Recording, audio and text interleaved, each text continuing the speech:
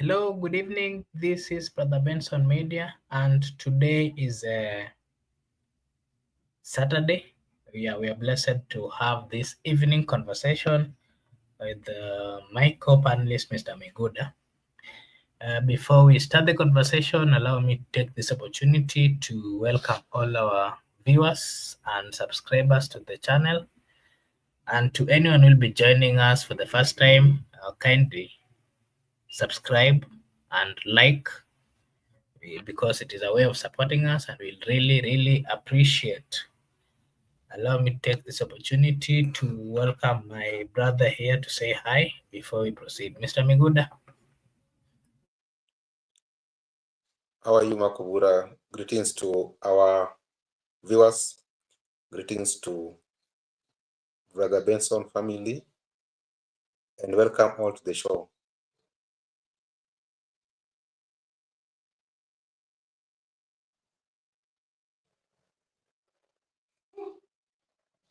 Okay, sorry for that. I can see Silas at the comment section. He's saying hi, watching from. Okay. You moved to that area, Mr. Silas. Anyway, I'll not mention that place where you are, but I hope you're fine. You know to mention, and you have put it in the comment section. I want to know where he is. Where is Silas? You should just call him Chinyamaji behind the scene. He'll let you know. Oh. Yeah. So today is it's a Saturday, and there are so many political things which happened yesterday. And on Thursday we had the Jamhuri. We were celebrating our independence, 61st, and it's been a milestone. The Republic of Kenya now, we are, we have experience, and we know what is right and what is wrong up to this time. So we just wanted to have a conversation. We are going to base it more on the conversation, that the interview that Mr. Morara and Mr. Kasmuel together with Arnold had in Citizen. It was a heated one, and we just want to give our opinion on their stand as the young people. At some point they were seen as the leaders of Gen Z, and then along the way they started, everyone followed his route. We are yet to know who went the right way and who went the wrong way. Yeah, so that is the conversation that I want us to have this evening, Mr. Miguda. So straight to the conversation. If you watch that interview, Mr. Miguda, and if you also watched the speech by the president, on the Jamhuri, I think first we should kindly briefly look about, have a discussion on what happened on Jamhuri. When the president stood, he didn't actually read a speech. He had everything, in his, he had prepared everything, and, he was speaking directly. And more of, if you followed the conversation, he was trying to talk about what his government is doing. Also the projects that they're doing, the affordable housing, the SHA, and everything.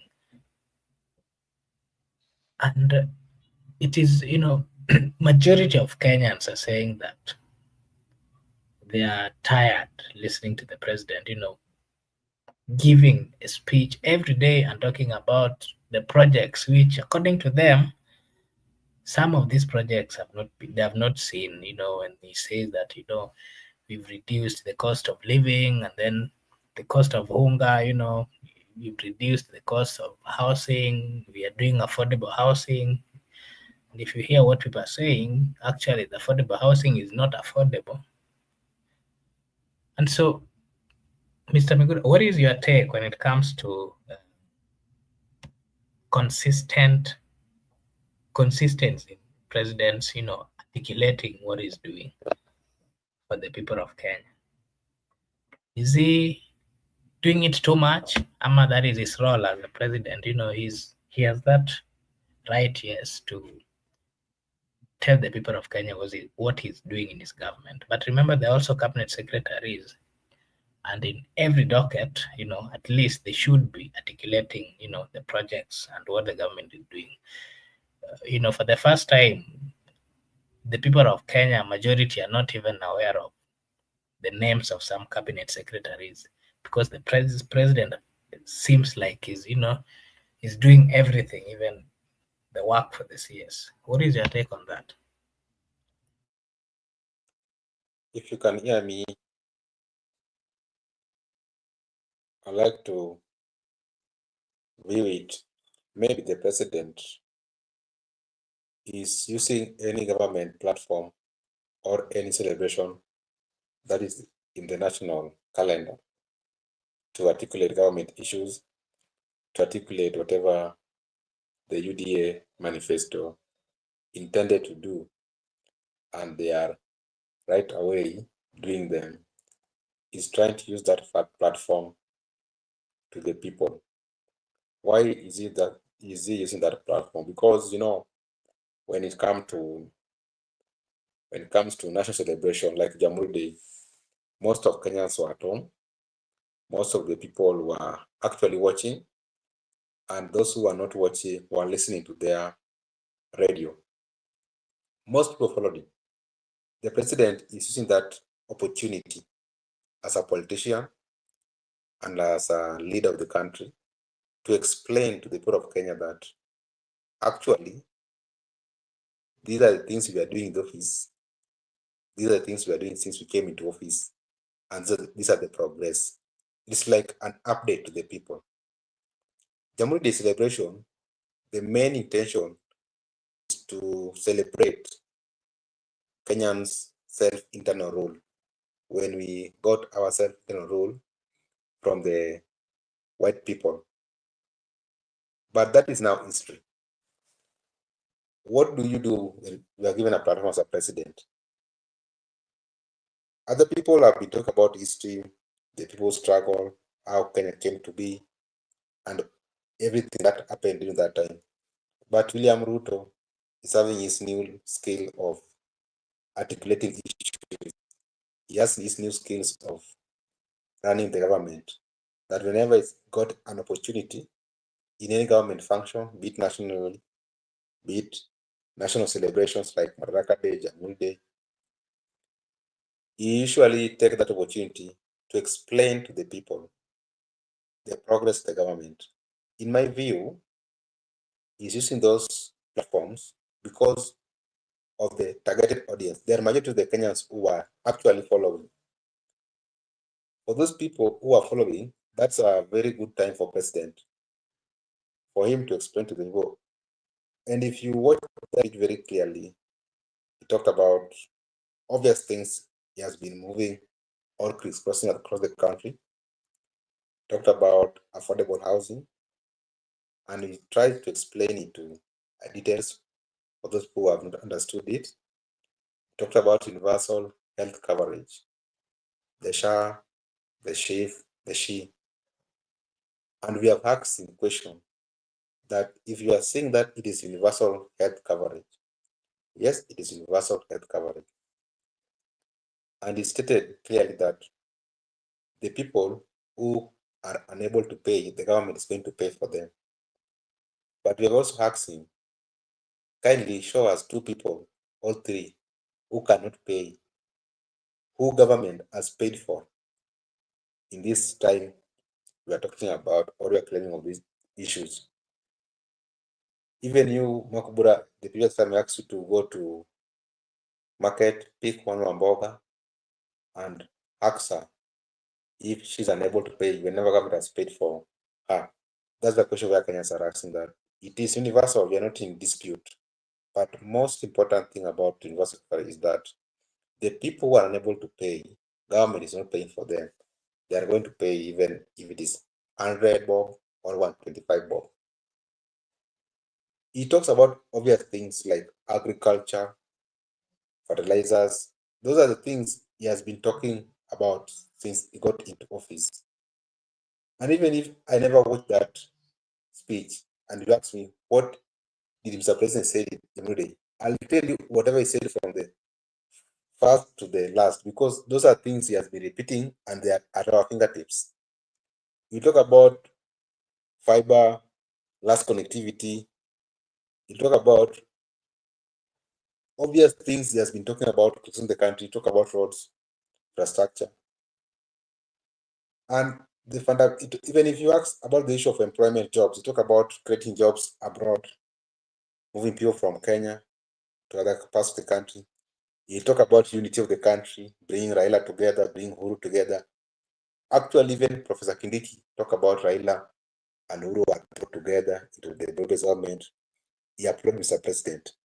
We are not in dispute of unity of the country. We agree with the unity of the country and we applaud him because it's very important for the country to be united. And also, as a symbol of national unity, you need to bring people together. But Kenyans are still asking questions. Why we talk about unity, whereas the people have been excluded in that government? Some people have been impeached, some people have been sent away. I talk about inclusion. Inclusion is not only inclusion when other people have been excluded. Inclusion when you bring everybody into government, or if you make anybody feel that they are part and parcel of the government, that is what we call inclusion. In my view, the president's speech, the reason why he has mastered everything, because these are the things he has been talking about for the last 2 years. They are obvious. That's why he never read the speech, because he was having them at his fingertips. But there are questions Kenyans are asking. People are in court contesting for the same other people. And whenever there is any problem, I believe that we'll sort it out in a manner that respect the separation of powers, whereby judiciary, executive, and legislature, they have distinct roles and powers, and it respect each and every institution. That's why Jamhuri de Makobura was marked with, there was no speech that was read, because that is how he has been using it. In my view, I believe that he has seen an opportunity whereby he can use it to express whatever he has been doing in the office, or to express the agenda of the Jubilee because of the number of the audience that day.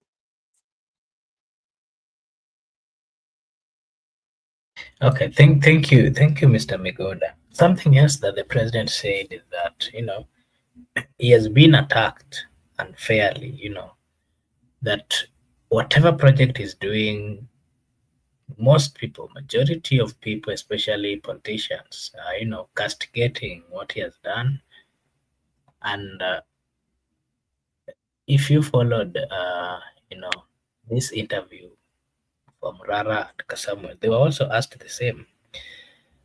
I'll also ask you the same question. Do you feel the president is right to say that he's being? Do you think the president is right to say that he's being attacked unfairly, and the accusations that he's being accused, some of it, are not truthful? From where you see it, is he right to say that he's being accused, wrongly? He's right to complain, or he's right to say whatever he said. It's within his constitutional right to speak, to express himself. He's right to express himself. But we do not want a president who is complaining. We don't want a leader who is complaining, because sworn in to protect, uphold, defend the Constitution, is so in to protect the people of Kenya, to protect our sovereignty, is so in to ensure that he facilitates economic and social rights to the people of Kenya. I don't see a scenario whereby a president should be found complaining and the buck stops with him. He got all the institutions at his disposal. He has the instrument of power. most of the decision that is made in the government rests with him. He needs not to complain. He needs to correct or rectify whenever Kenyans are complaining. And you cannot stop Kenyans from complaining. You cannot stop anyone from complaining because each and every person has a duty to critique the government whenever that person feels that the government is not serving him or her accordingly. Therefore, the people has got they have absolutely no mistake they have done to critique William Ruto. In my view, William Ruto doesn't need to complain or he appear to be like someone who has lose hope because Kenyans are calling him out. That is very normal. He wanted to become president. He campaigned. He was sworn in, took that presidency. Whether he took it by force, by fire, we don't care. The main thing right now is the president of the Republic of Kenya. We have one president, William. There's no other president. You cannot bring Farage Gachagua as the president or Raila Uhuru Kenyatta. You are the president. You don't need to complain. Get with the office and work for the people of Kenya because there's nothing can stop you from working. If it is corruption, you can sack those cabinet secretaries who are corrupt. If it is corruption, you can give goodwill to director of public prosecution. You can give goodwill director of criminal investigation. You can give goodwill to EACC, and they can hasten the corruption. They can deal with the people who are corrupt in that government, and they can be prosecuted in the court of laws or wherever they are tribunal. They can be prosecuted, and they can be brought and they can be charged with whatever the charge can be presented against them. And the people who are corrupt can go home. But you cannot complain as the president, but you are keeping criminals in your cabinet. You cannot complain as a president, and you're keeping culprits in that government. Then that is a problem you have brought for yourself. Hiyo ni msiba ya kujitakia. That's how we used to say in Kiswahili. Ukishajitakia msiba, deal with it. Don't bring it back to the Kenyan people that you are trying to shift that baggage to people of Kenya that you people, you are too much on me. I am one person. I have a constitutional roles. I have a duty I have to do. But you know what to do, and you have declined. You have just declined deliberately to serve the people of Kenya. Then you want the people of Kenya to sympathize with you. I can just tell Mr. President that no one is going to sympathize with him. People are just going to call him out, whether use what, whether use fear. He can threaten people, can abduct people, can arrest people, people can disappear. But you cannot stop. When someone is feeling it, you cannot stop that person from calling out because people are feeling it everywhere. Those who are feeling it will just call it out. Those who are afraid will just keep quiet. Those who are courageous will just call it out. But do not complain, and you have a mandate and you want to become a president. It's like you have gotten a wife or a spouse and you are complaining too much about that spouse. Then what was the essence of marrying her? Or what was the essence of marriage? You only get into marriage when you are prepared and you know that whatever circumstances, the way they usually spouses do have vows that for better for us, we are in this. Mr. President, for better for us, you are the president of the Republic of Kenya. You have no option. You have to deliver for the people of Kenya. If you don't deliver, people will just come for accountability, but do not fear when people come for accountability. That is the democracy you are preaching about. Back to you. Okay, thank you, Mr. Migoda. If you watched, I'm still referring to the interview that was done, and Morara and Kasmuel, they had this to say about the president on, his speech, especially when he was saying that he's being attacked, he's being, people are talking negatively about him. And this is what Morara and Kasmuel had to say. They were saying that the president has made the people of Kenya to suffer, that there are no jobs in the Republic of Kenya, and that there is a very high cost of living currently in Kenya. And again, they were saying that there are so many companies which are closing up. But the painful bit is that when it comes to, for example, the sufferings of the people, the high cost of living, the president keeps on telling the people that, you know what, we have reduced the cost of living, that the cost of unga has reduced, that it is now below 100 shillings. But today, if you go to any supermarket, you'll not find unga less with an amount less than 150, 160. And so they're saying that the president has lost touch with the people and he has refused to understand, the realities on the ground. They're also saying that that the president has simply forgotten, his mandate as the president. My question to you is, are you in agreement with the comments of the two Gen Zs? And what would you want to say about those accusations, the issues of, high cost of living, you know, the president has made the people's life miserable, that there are no jobs, the level of unemployment is too high. Are you in agreement with them? What is your take on their, on their view?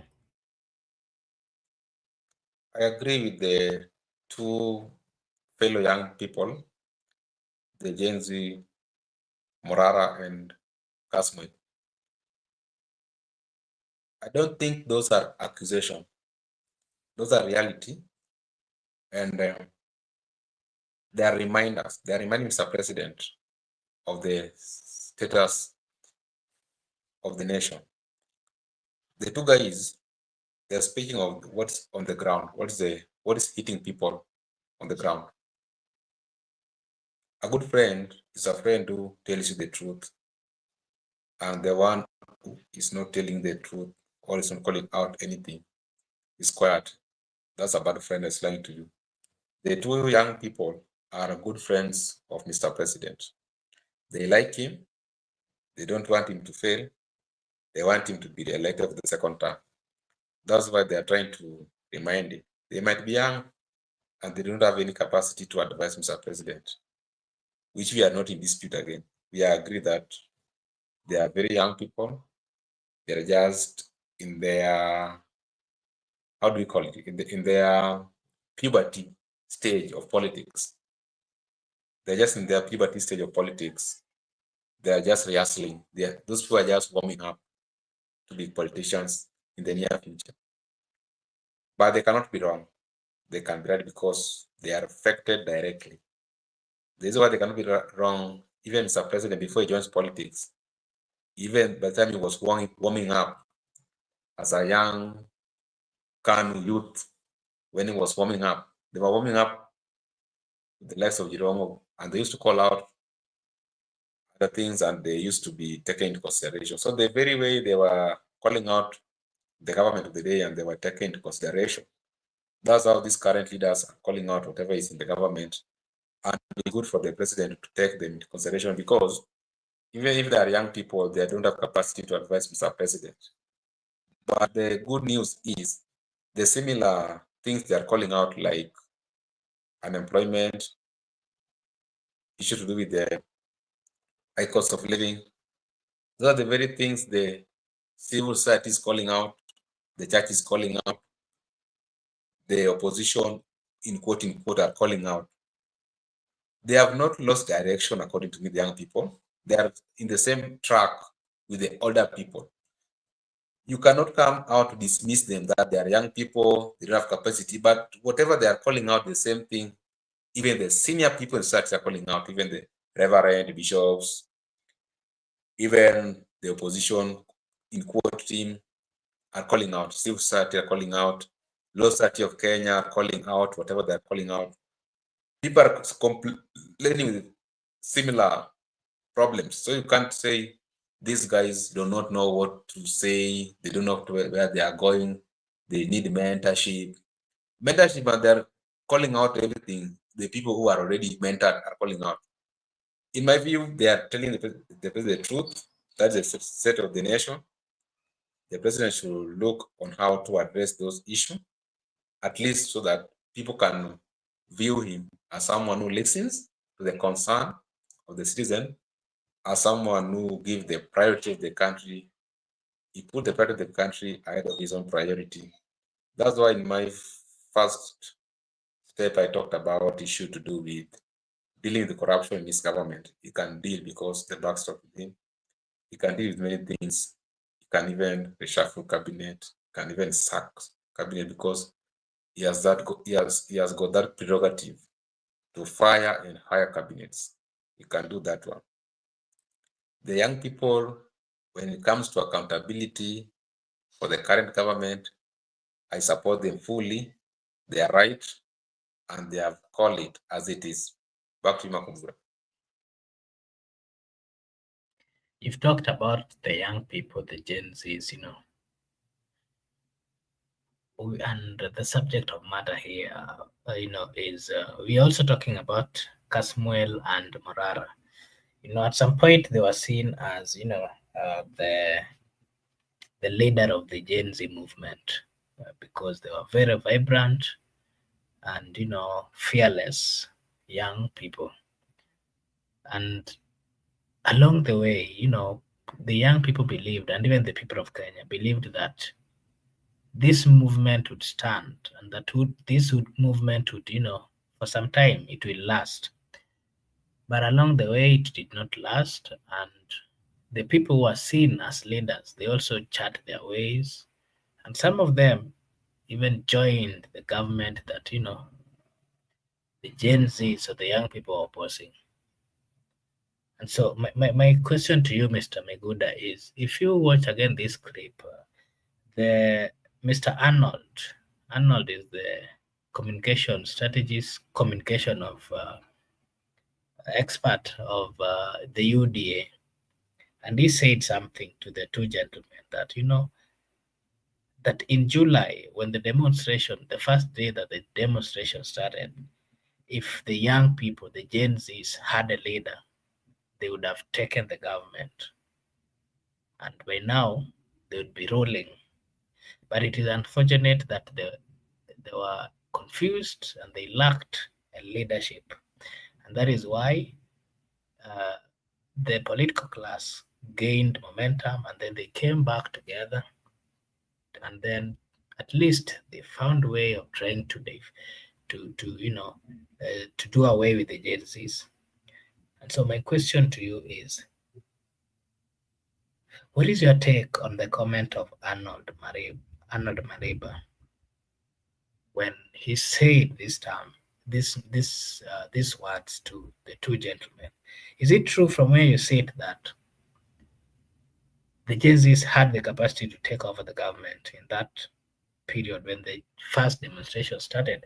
Because from the conversation, uh, Arnold was simply trying to say that the level of confusion within the young people is what is making the young people to lose focus and also not to get whatever they are fighting for. What is your take? Are the Gen Zs confused to an extent that they cannot see or point out serious things that are affecting them? Mcoure, I totally disagree with Arnold Mariba. I disagree with him. Everything he said, I disagree with him. There is nothing he said that I will agree with him because Arnold is trying to twist the mind of the people, the young people, and he's trying to prove that before during the demonstration, their government was urging young people that give us your leader. We want to see your leader so that we can negotiate with him. He want to convince you right now that their position was right by that time, that they were right by advising people to have a leader. Because you never had a leader, that's why you lost your cause. That's a total lie. because the intention of demonstration, the intention of the Gen Z, to an extent of reaching parliament, was not to take the government. We must agree. And actually, we were at the front of the cause. The intention of demonstration, peaceful demonstration, was not to take over the government. Let us be very clear. The intention of demonstration was not Ruto must go. It was not any coup. There was no anarchy. The intention and genuine reasons why Gen Z came out in large number was reject the finance bill in totality. That was the main reason. Once the finance bill was rejected, before Ruto talked that he's not going to reject the finance bill, people say, okay, you will see us tomorrow. Then good news, he rejected it in totality, and people cooled down. The people went up again to the street to demonstrate that Ruto must go. Those were not Gen Zs. And those were not, that was not the intention. Arnold is speaking from the state. That's why I'm telling you there's no way Arnold can convince people. He's trying to put your mind to believe that whatever they were saying were true. No, Arnold is lying. The intention of the demonstration was not to take the government. The intention of the demonstration was not to send Ruto at home. People came out because of the clauses that were put on the finance bill that were affecting people directly, particularly the young people, felt that if their parents cannot fight for that finance bill, the draconian finance bill, if their parents cannot come out to fight for it to be rejected, then they will come out and fight for them because their parents have been put into slavery. They will not sit and watch their parents suffering. Those were the correct arguments. If you attend expresses or if you are in the middle of the demonstration, the correct facts which we can state without any fear of consequences here is that people say that our parents have been enslaved, our parents are suffering, we are going to fight for them. That's why I said kaeni nyumbani. This finance bill, we are going to reject it in totality. Even if some people are going to lose their life, we are going to. That was the main purpose for demonstration. That one. This issue of Ruto must go, forming any coup, this issue of anarchy, those things came later. But those were not original Gen Z's intentions. Those are not the grounds which were laid for demonstration.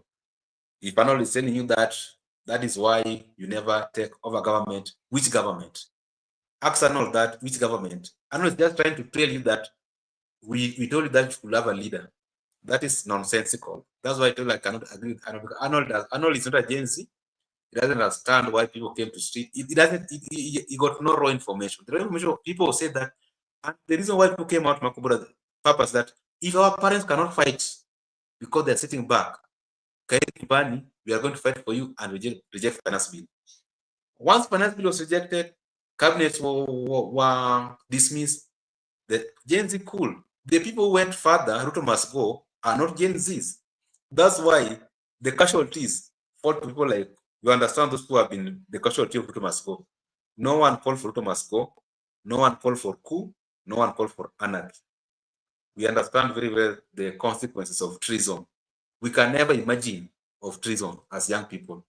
We just say that Article 37, we have a right to peacefully assembly, peaceful picketing, demonstration, and presenting our grievances to the relevant authority. Before we went to Parliament, because Parliament is the legislative body that legislate our laws before they become acts. That's why people went to Parliament.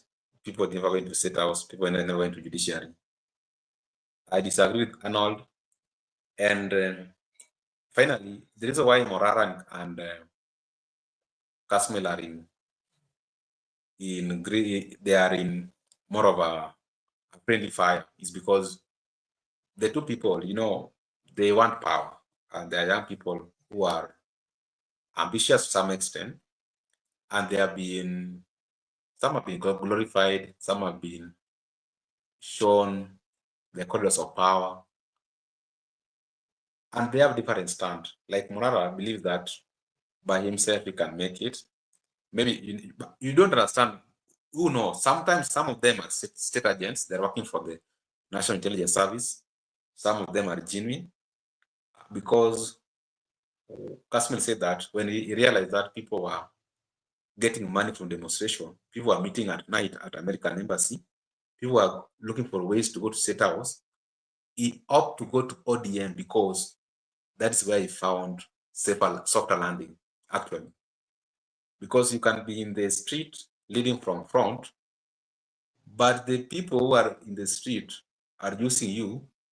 At the end of the day, you are not getting anything. That's why some customers say, okay, like for him, he believed that he wanted to overhaul the whole system, but he has looked for a political party. He find out that he cannot do it when there's a political party. He needs a party. That's why he confessed that his party leader is Raila Odinga, his party is ODM, he's no longer tribeless, he's no longer partyless, he's no longer leaderless. Unlike people who are saying they're partyless in the movement, but they have their parties. Morara has a party, Inject. How can you say that Morara is partyless and he has an Inject party? How can you say that Morara is leaderless and is a leader of that Inject party? Morara was just trying to argue on the issue of tribalism, that our parties are tribal based. But with him, he brought a party that is not tribal.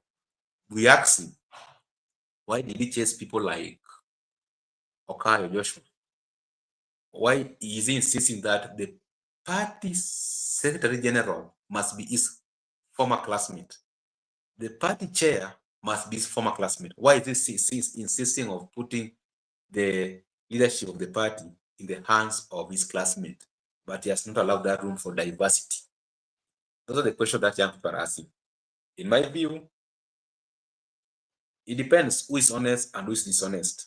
But from whatever I've told you, the dishonest person you know, and the honest person you know, even if the honest person is trying to pretend behind something, but the dishonest person, you have just realized the person, because you cannot purport to the public that you are partyless and you have your political party. You are leaderless and you want to be a leader. You are a leader party. You are tribeless, but you are incorporating all your classmates in the structure of the party.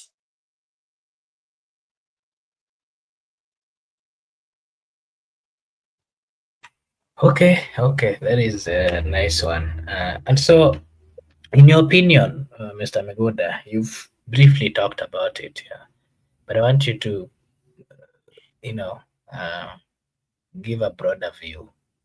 The likes of Kasmuel and Morara, Tarus, there were so many. They were seen or assumed to be the leader of that movement of Gen Zs. And what we are currently seeing is that they are all chatting their own ways, and that the unity that the youth, so the Gen Zs were talking about, is no longer there. What we are currently seeing is whenever those who are seen as the leaders, whenever they converge or have a meeting, they're speaking at each other. And so, my question to you is it that they were being propelled by other forces? And if so, did they have their political ambition? So they were just out there to try and save a movement, or they were like all of them, the courage that they had, and the ambitions that they had while propelling the Gen Z movement. Were they doing it out of something? They wanted some rewards because Kasmuel has gone to ODM and is currently telling us how ODM is a nice party. Morara is also starting a party over there. So, in your opinion, what is your take on that?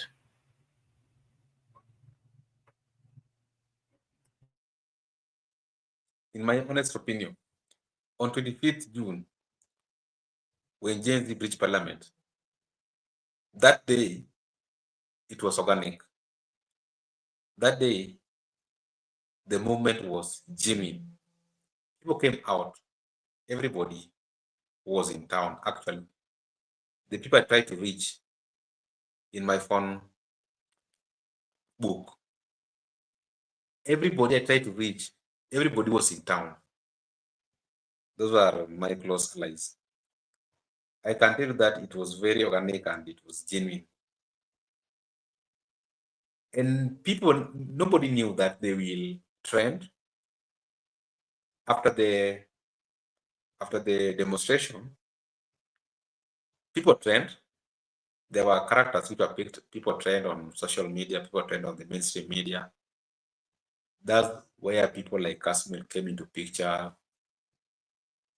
And people realized that in this demonstration, other than being famous and being popular, you can also make money. That's why you see after the 25th June, there were many planned demonstrations because we wanted to go to the city. We wanted to go to the CBD to demonstrate so that each and everyone can come out to be popular, famous, some to go. Even amongst the peaceful protesters, there were people who were stealing from other people. And after they have gone back to the ghettos, to the estate, they were making some stories that, like us, I got this phone, I got this cash. Their fellow people who are also like stealing, they wanted to go back to the city to do the same thing. That's why you saw there was multiple planned demonstration which did not come out to be materialized because of the nature. The first one was very organic and genuine. People just came out willingly. I called people, hey, where are you? I'm a Tika high spy. Where are you? Hey, nishashuka niko na mat, niko tao. Everybody, people would never feared anything. And people actually demonstrated. After, that's why people started to be famous, people started to get money. That's how people started to come out in bit by bit. They knew that this peaceful demonstration, if you take advantage of it, it can benefit you. Other people realize that one. That's why they came out and started to benefit. That's why I can say on the 25th June, it was organic and genuine. After, these characters are coming after. People like Morara, those characters we are called. I don't want to call some of their names because I don't want to discuss some of them. Because I just don't want to discuss them. I can just confidently talk about Morara and Kasmuel. Kasmuel was seen several times on the mainstream media. That's how he made it consistent to a point of meeting Baba, going to ODM. Morara also was seen to be more of exposing stall projects, having a parallel press conference with the president, actually correcting the president that instead of saying this, you ought to have said this. So people started developing interest to these people. But Mcoure, let us also have a little bit of intelligence. How sure are you that these guys were not state agent, or how sure that these guys were not NIS agent? Because the NIS is using you, the NIS is using me. You will not see a NIS person that today this is a NIS person. That your neighbor is the NIS person or the state agent. What if the state is ahead of the people? Of course, you understand. If you don't know, let me just brief you. The government, even if they're ahead of us as citizens, you might see them, they're maybe lying every day, or you might see them making unpopular decisions, but they're ahead of us. They have seen that this demonstration, the way where it has reached, it can take them out of office. What do? Let us use the same Gen Z to confuse them, to divide them. What if the people we have called out were being used? Because why could they call you into the mainstream media? Why did they never call you, Mcoure, to go to the mainstream media? Because you are on the street. How many people are in the street who were never called to the media to go and explain? Because whatever Kasmuel is saying, whatever you have been saying, whatever Morara is saying, whatever, there's no difference. What if the state only sponsored their agents to those mainstream media? What if the state sponsored Morara to expose those stall projects? Because they were rebattling that those were Ouru's project, not Ruto's project. We can't just be stupid or foolish that these people emerge naturally, organically. Because if you are a leader who is emerging naturally, organically, you don't need to fear and you go far. No one can stop you. But these guys can be stopped. Morara can be stopped. Kasmuel can be stopped. In my view, these people, I don't know their origin, and I can also not dispute that they were used to divide the movement, or that's why they are in wrangles. Other than the Gen Zs, there are other people who are never Gen Zs, and you know them. Those guys who are never Gen Zs, they have been complaining about leadership of this Gen Z. You want to lead Gen Z, and you're in that bracket. Let us distinct between power, let us distinct between fame, distinct between those who are taking advantage of demonstration, and let us go back to the main purpose why people went demonstration. Why did people come out in line of demonstrate? It was about this issue of power, it was about this issue of fame, or it was about this issue of who to be who. The main reason why people came out, and you understand, we were the center of everything, that people say it clearly. Our parents are slaves to this government. We will not sit back and watch them making us their future slaves. If you cannot fight now for our children and ourselves and our parents at home, no one will go to fight for us. Therefore, sisi kama Gen Z tutokeleze wote, tufukuze finance bill iende. That was the main reason. All these things just aftermaths of the demonstration. That's why I don't want to delve into them much. I just want to maintain my focus, the main issue, because they like to twist things that you have not said.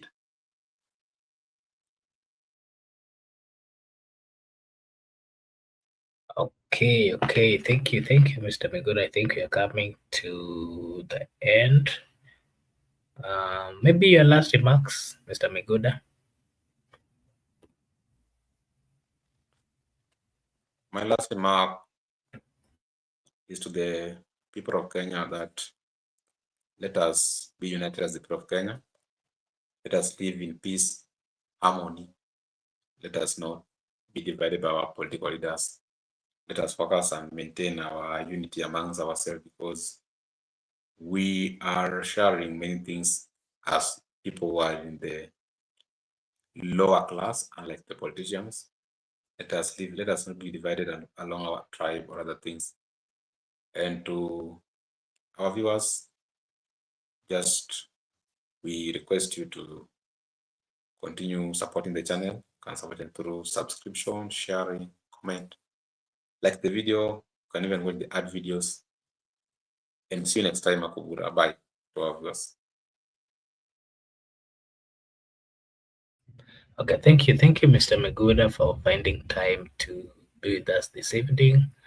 To our viewers, this is Brother Benson Media, and here we say that your opinion counts.